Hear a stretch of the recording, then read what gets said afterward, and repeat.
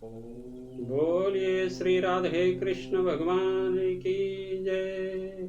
उमापति महादेव की जय। पवन सुत हनुमान की जय। दोस्तों, पिछले वीडियो में हमने पठन पाठन किया श्रीमद् भागवत महापुराण प्रथम खंड प्रथम अध्याय, जिसमें नारद जी का भक्ति जी से भेंट हुआ। आज हम पठन पाठन करेंगे श्रीमद् भागवत महापुराण प्रथम खंड दूसरा अध्याय, जिसमें भक्ति का दुख दूर करने के लिए नारद जी उपाय कर रहे हैं। तो आइए पढ़ते हैं दूसरा अध्याय। जय श्री कृष्ण। वृथा खोदयसे बाले अहो चिंतातुरा कथम श्री कृष्ण चरणाम्भोजम् अस्मर दुखं गमिष्यति। नारद जी ने कहा, बाले, तुम व्यर्थ ही अपने की क्यों खेद में डाल रही हो? अरे, तुम इतनी चिंतातुर क्यों हो? भगवान श्री कृष्ण के चरण कमलों का चिंतन करो। उनकी कृपा से तुम्हारा सारा दुख दूर हो जाएगा। जिन्होंने कौरवों के अत्याचार से द्रौपदी की रक्षा की थी और गोप सुंदरियों को सनाथ किया था, वे श्री कृष्ण कहीं चले थोड़े ही गए हैं। फिर तुम तो भक्ति हो और सदा उन्हें प्राणों से भी प्यारी हो। तुम्हारे बुलाने पर तो भगवान नीचों के घरों में भी चले जाते हैं। सत्य, त्रेता और द्वापर, इन तीन युगों में ज्ञान और वैराग्य भक्ति के साधन थे, किंतु कल युग में तो केवल भक्ति ही ब्रह्म सुज मोक्ष की प्राप्ति कराने वाली है। यह सोच कर ही परमानंद चित्त मूर्ति ज्ञान स्वरूप श्री हरि ने अपने सत्य स्वरूप से तुम्हें रचा है। तुम साक्षात श्री कृष्ण चंद्र की प्रिया और परम सुंदरी हो। एक बार जब तुमने हाथ जोड़कर पूछा था कि मैं क्या करूं, तब भगवान ने तुम्हें यही आज्ञा दी थी कि मेरे भक्तों का पोषण करो। तुमने भगवान की वह आज्ञा स्वीकार कर ली। इससे तुम पर श्री हरि बहुत प्रसन्न हुए और तुम्हारी सेवा करने के लिए मुक्ति को तुम्हें दासी के रूप में दे दिया और इन ज्ञान वैराग्य को पुत्रों के रूप में। तुम अपने साक्षात स्वरूप में से वैकुंठ धाम में ही भक्तों का पोषण करती हो। भूलोक में तो तुमने उनकी पुष्टि के लिए केवल छाया रूप धारण कर रखा है। तब तुम मुक्ति, ज्ञान और वैराग्य को साथ लिए पृथ्वी तल पर आई और सतयुग से द्वापर पर्यंत बड़े आनंद से रही। कल युग में तुम्हारी दासी मुक्ति पाखंड रूप रोग से पीड़ित होकर क्षीण होने लगी थी, इसीलिए वह तो तुरंत ही तुम्हारी आज्ञा से वैकुंठ लोक को चली गई। इस लोक में भी तुम्हारे स्मरण करने से ही वह आती है और फिर चली जाती है, किंतु इन ज्ञान वैराग्य को तुमने पुत्र मानकर अपने पास ही रख छोड़ा है। फिर भी कल युग में इनकी उपेक्षा होने के कारण तुम्हारे ये पुत्र उत्साहहीन और वृद्ध हो गए हैं। फिर भी तुम चिंता न करो, मैं इनके नवजीवन का उपाय सोचता हूँ। सुमुखी, कली के समान कोई भी युग नहीं है। इस युग में मैं तुम्हें घर घर में प्रत्येक पुरुष के हृदय में स्थापित कर दूंगा। देखो, अन्य सभ्य धर्मों को दबाकर और भक्ति विषयक महोत्सवों को आगे रखकर यदि मैंने लोक में तुम्हारा प्रचार न किया तो मैं श्री हरि का दास नहीं। इस कलयुग में जो जीव तुमसे युक्त होंगे, वे पापी होने पर भी बेखटके भगवान श्री कृष्ण के अभय धाम को प्राप्त होंगे। जिनके हृदय में निरंतर प्रेम रूपणी भक्ति निवास करती है, वे शुद्धांतःकरण पुरुष स्वप्न में भी जमराज को नहीं देखते। जिनके हृदय में भक्ति महारानी का निवास है, उन्हें प्रेत, पिशाच, राक्षस या दैत्य आदि स्पर्श करने में भी समर्थ नहीं हो सकते।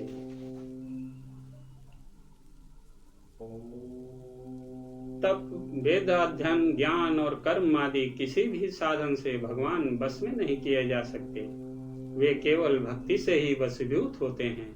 इसमें श्री गोपीजन प्रमाण है। मनुष्यों का सहस्त्रों जन्म के पुण्य प्रताप से भक्ति में अनुराग होता है। कलयुग में केवल भक्ति ही सार है।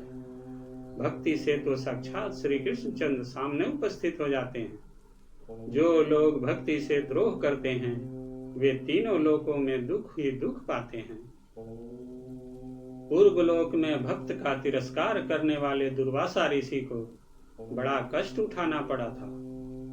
बस व्रत, तीर्थ, योग, यज्ञ और ज्ञान चर्चा आदि बहुत से साधनों की कोई आवश्यकता नहीं है।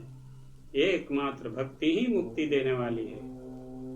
सूत जी कहते हैं, इस प्रकार नारद जी के निर्णय किए हुए अपने महात्मा को सुनकर भक्ति के सारे अंग पुष्ट हो गए और उनसे कहने लगी। भक्ति ने कहा, नारद जी आप धन्य हैं, आपकी मुख से में निश्चल प्रीति है। मैं सदा आपके हृदय में रहूंगी, कभी आपको छोड़कर नहीं जाऊंगी। साधो आप बड़े कृपालु हैं, आपने क्षण भर में ही मेरा सारा दुख दूर कर दिया, किंतु अभी मेरे पुत्रों में चेतना नहीं आई है। आप इन्हें शीघ्र ही सचेत कर दीजिए, जगा दीजिए। सूत जी कहते हैं, भक्ति के ये वचन सुनकर नारद जी को बड़ी करुणा आई और वे उन्हें हाथ से हिला डुला कर जगाने लगे। फिर उनके कान के पास मुंह लगाकर जोर से कहा, ओ ज्ञान जल्दी जग पड़ो, ओ वैराग्य जल्दी जग पड़ो।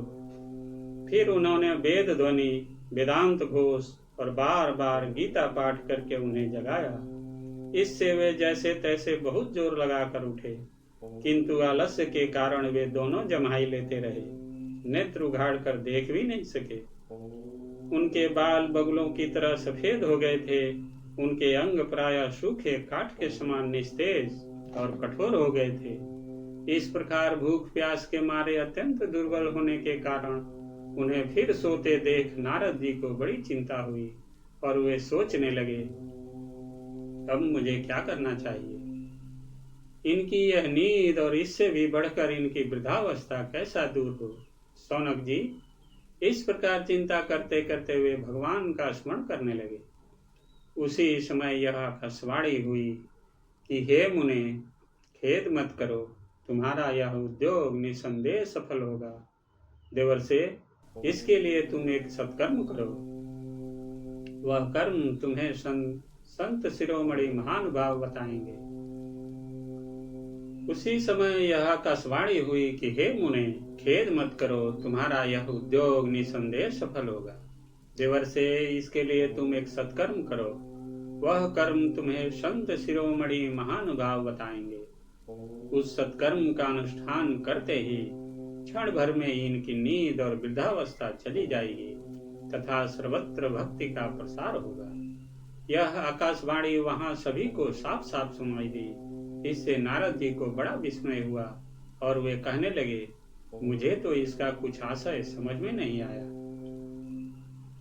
नारद जी बोले, इस आकाशवाणी ने भी गुप्त रूप से ही बात कही है।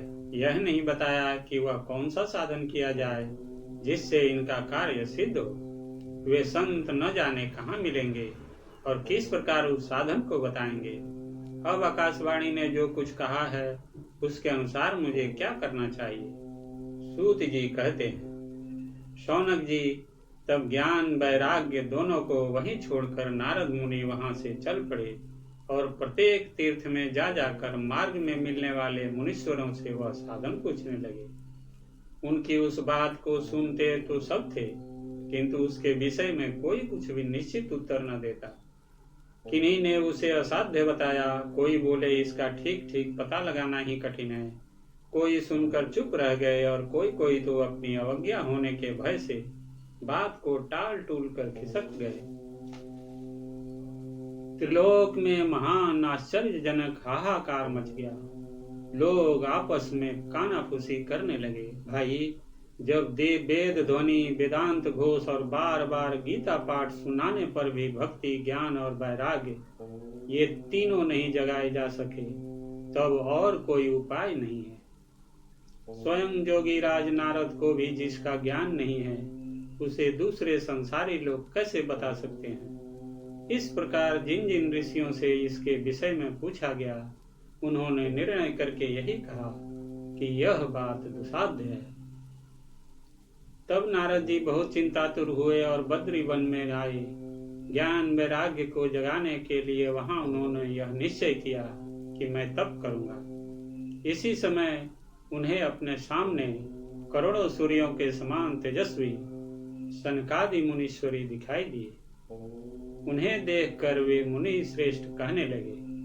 नारद जी ने कहा, महात्माओं, इस समय बड़े भाग्य से मेरा आप लोगों के साथ समागम हुआ है। आप मुझ पर कृपा करके शीघ्र ही वह साधन बताइए। आप सभी लोग बड़े जोगी, बुद्धिमान और विद्वान हैं। आप देखने में 5-5 वर्ष के बालक से जान पड़ते हैं, किंतु हैं पूर्वजों के भी पूर्वज। आप लोग सदा वैकुंठ धाम में निवास करते हैं, निरंतर हरि कीर्तन में तत्पर रहते हैं, भगवत लीलामृत का रसास्वादन कर सदा उसी में उन्मत्त रहते हैं, और एकमात्र भगवत कथा ही आपके जीवन का आधार है। हरि शरणम, भगवान ही हमारे रक्षक है। यह वाक्य मंत्र सदा आपके मुख में रहता है। इसी से काल प्रेरित वृद्धावस्था भी आपको बाधा नहीं पहुंचता थी। पूर्व काल में आपके भ्रूभंग मात्र से भगवान विष्णु के द्वारपाल जय और विजय तुरंत पृथ्वी पर गिर गए थे, और फिर आपकी ही कृपा से वे पुनः वैकुंठ लोक पहुंच गए। धन्य है, इस समय आपका दर्शन बड़े सौभाग्य से ही हुआ है। मैं बहुत दीन हूँ और आप लोग स्वभाव से ही दयालु हैं, इसीलिए मुझ पर आपको अवश्य कृपा करनी चाहिए। बताइए, आकाशवाणी ने जिसके विषय में कहा है वह कौन सा साधन है और मुझे किस प्रकार उसका अनुष्ठान करना चाहिए? आप इसका विस्तार से वर्णन कीजिए। भक्ति, ज्ञान और वैराग्य को किस प्रकार सुख मिल सकता है और किस तरह इनकी प्रेम पूर्वक सब वर्णों में प्रतिष्ठा की जा सकती है? सनकादिक ने कहा, देवर्षि, आप चिंता न करें, मन में प्रसन्न हो। उनके उद्धार का एक सरल उपाय पहले से ही विद्यमान है। नारद जी, आप धन्य हैं। आप विरक्तों के शिरोमणि हैं। श्री कृष्ण धन्य हैं। श्री कृष्ण दासों के शाश्वत पथ प्रदर्शक एवं भक्ति योग के भास्कर हैं। आप भक्ति के लिए जो उद्योग कर रहे हैं, यह आपके लिए कोई आश्चर्य की बात नहीं समझनी चाहिए। भगवान के भक्त के लिए तो भक्ति की सम्यक स्थापना करना सदा उचित ही है। ऋषियों ने संसार में अनेकों मार्ग प्रकट किए हैं, किंतु वे सभी कष्ट साध्य हैं और परिणाम में प्रायः स्वर्ग की ही प्राप्ति कराने वाले हैं। अभी तक भगवान की प्राप्ति कराने वाला मार्ग तो गुप्त ही रहा है। उसका उपदेश करने वाला पुरुष प्रायः भाग्य से ही मिलता है। आपको आकाशवाणी ने जिस सत्कर्म का संकेत किया है उसे हम बतलाते हैं। आप प्रसन्न और समाहित चित्त होकर सुनिए। नारद जी, द्रव्य यज्ञ, तपो यज्ञ, योग यज्ञ और स्वाध्याय रूप ज्ञान यज्ञ, ये सब तो स्वर्ग आदि की प्राप्ति कराने वाले कर्म की ही ओर संकेत करते हैं। पंडितों ने ज्ञान यज्ञ को ही सत्कर्म, मुक्तिदायक कर्म का सूचक माना है। वह श्रीमद् भागवत का पारायण है, जिसका गान सुकादि महानुभावों ने किया है। उसके शब्द सुनने से ही भक्ति, ज्ञान और वैराग्य को बड़ा बल मिलेगा। इससे ज्ञान वैराग्य का कष्ट मिट जाएगा और भक्ति को आनंद मिलेगा। सिंह की गर्जना सुनकर जैसे भेड़िए भाग जाते हैं, उसी प्रकार श्रीमद् भागवत की ध्वनि से कलयुग के सारे दोष नष्ट हो जाएंगे।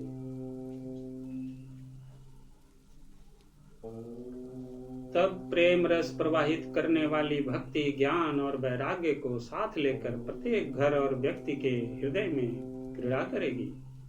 नारद जी ने कहा, मैंने वेद वेदांत की ध्वनि और गीता पाठ करके उन्हें बहुत जगाया, किंतु फिर भी भक्ति, ज्ञान और वैराग्य ये तीनों नहीं जागे। ऐसी स्थिति में श्रीमद् भागवत सुनाने से वे कैसे जागेंगे? क्योंकि उस कथा के प्रत्येक श्लोक और प्रत्येक पद में भी वेदों का ही तो सारांश है।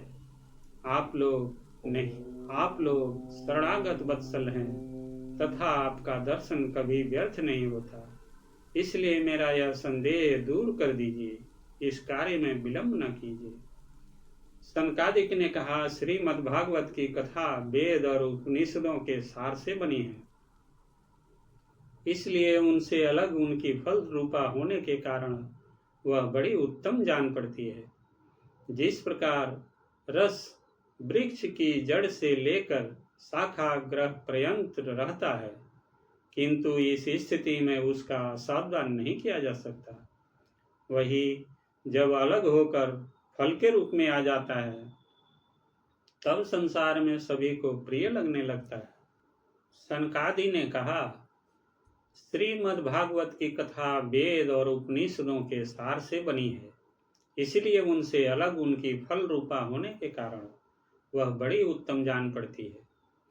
जिस प्रकार रस वृक्ष की जड़ से लेकर शाखाग्र पर्यंत रहता है, किंतु इस स्थिति में उसका आस्वादन नहीं किया जा सकता, वही जब अलग होकर फल के रूप में आ जाता है तब संसार में सभी को प्रिय लगने लगता है। दूध में घी रहता ही है, किंतु उस समय उसका अलग स्वाद नहीं मिलता, वही जब उससे अलग हो जाता है तब देवताओं के लिए भी स्वादवर्धक हो जाता है। खांड ईख के ओर छोर और बीच में भी व्याप्त रहती है, तथापि अलग होने पर उसकी कुछ और ही मिठास होती है। ऐसी ही यह भागवत की कथा है। यह भागवत पुराण वेदों के समान है। श्री व्यास ने इसे भक्ति, ज्ञान और वैराग्य की स्थापना के लिए प्रकाशित किया है। पूर्व काल में जिस समय वेद वेदांत के परगामी और गीता की भी रचना करने वाले भगवान व्यास देव खिन्न होकर अज्ञान समुद्र में गोते खा रहे थे, उस समय आपने ही उन्हें 4 श्लोकों में इसका उपदेश किया था। उसे सुनते ही उनकी सारी चिंता दूर हो गई थी। फिर इसमें आपको आश्चर्य क्यों हो रहा है जो आप हमसे प्रश्न कर रहे हैं? आपको उन्हें शोक और दुख का विनाश करने वाला श्रीमद् भागवत पुराण ही सुनाना चाहिए। नारद जी ने कहा, महानुभावों, आपका दर्शन जीव के संपूर्ण पापों को तत्काल नष्ट कर देता है और जो संसार दुख रूप दावानल से तपे हुए हैं उन पर शीघ्र ही शांति की वर्षा करता है। आप निरंतर शेष जी के सहस्त्र मुखों से गाये हुए भागवत कथामृत का ही पान करते रहते हैं। मैं प्रेम लक्षणा भक्ति का प्रकाश करने के उद्देश्य से आपकी शरण लेता हूँ। जब अनेकों जन्मों के संचित पुण्य पुंज का उदय होने से मनुष्य को सत्संग मिलता है, तब वह उसके अज्ञान जनित मोह और मद रूप अंधकार का नाश करके विवेक उदय होता है। बोलिए श्री कृष्ण चंद्र भगवान की जय। दोस्तों, आज की कथा यही समाप्त होती है। आगे की कथा अगले वीडियो में पढ़ेंगे। तब तक आप सभी खुश रहिए, स्वस्थ रहिए और आनंदित रहिए। दोस्तों, आप सभी से नम्र निवेदन है कि इस चैनल को सब्सक्राइब कीजिए, वीडियो को लाइक कीजिए और दोस्तों के साथ शेयर जरूर कीजिएगा। आप सभी का बहुत बहुत धन्यवाद। जय जय श्री कृष्ण, जय श्री राधे कृष्ण।